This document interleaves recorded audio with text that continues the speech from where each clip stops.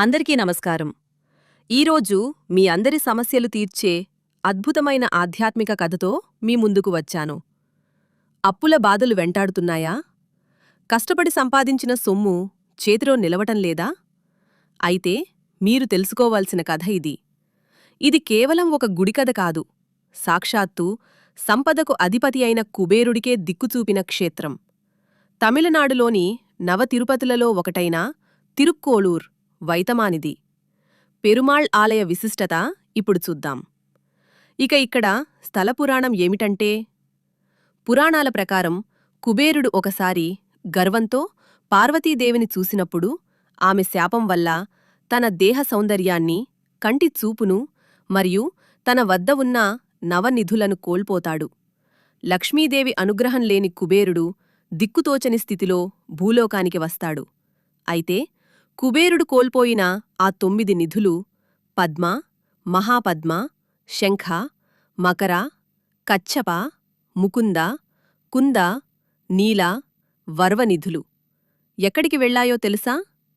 అవి భయంతో పరుగుతీసి తిరుక్కోలూర్లో ఉన్న విష్ణుమూర్తి చెంత శరణు కోరాయి. అప్పుడు స్వామి ఆ నిధులను తన భుజం కింద దిండులా పెట్టుకొని వాటిపై పడుకుని కాపాడారు. ఇప్పటివరకు ఎవరూ చెప్పని ఆధ్యాత్మిక కోణం ఏమిటంటే, ఇక్కడ మనం గమనించాల్సిన లోతైన రహస్యం ఒకటి ఉంది. ఈ స్వామి పేరు వైతమానిధి, అంటే దాచి ఉంచిన గొప్ప నిధి అని అర్థం. భగవంతుడు మన సంపదను కేవలం కాపాడటమే కాదు, మనకు అర్హత వచ్చినప్పుడు దానిని తిరిగి ఇవ్వడానికి సిద్ధంగా ఉంటాడు. కుబేరుడిక్కడ ఘోర తపస్సు చేసినప్పుడు స్వామి తన పడకను కొంచెం పక్కకు జరిపి తన కుడిచేత్తో నిధులను కుబేరుడికి చూపిస్తూ, ఇదిగో నీ నిధులు, జాగ్రత్తగా వాడుకో అని మళ్లీ అప్పగించారట. అందుకే ఇక్కడి విగ్రహం ఇతర క్షేత్రాలలాగా కాకుండా స్వామివారు లేచి కూర్చోవడానికి ప్రయత్నిస్తున్నట్లుగా, అంటే ఉద్ధానసైనంగా ఉంటుంది. ఇక్కడ కొన్ని పరిహారాలు చేస్తే ఫలితం ఉంటుంది. ఈ క్షేత్రం కుజదోష నివారణకు కూడా పెట్టింది పేరు.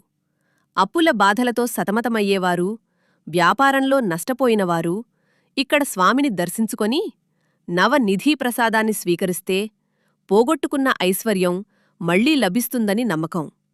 ఇది కేవలం ధనం కోసమే కాదు, మన జీవితంలో మనం కోల్పోయిన శాంతిని, గౌరవాన్ని తిరిగి సంపాదించుకోవడానికి ఒక గొప్ప ఆధ్యాత్మిక మార్గం.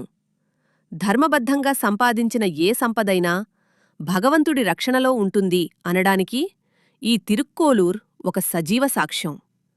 మరిన్ని ఇలాంటి ఆధ్యాత్మిక విశేషాల కోసం మా ఛానల్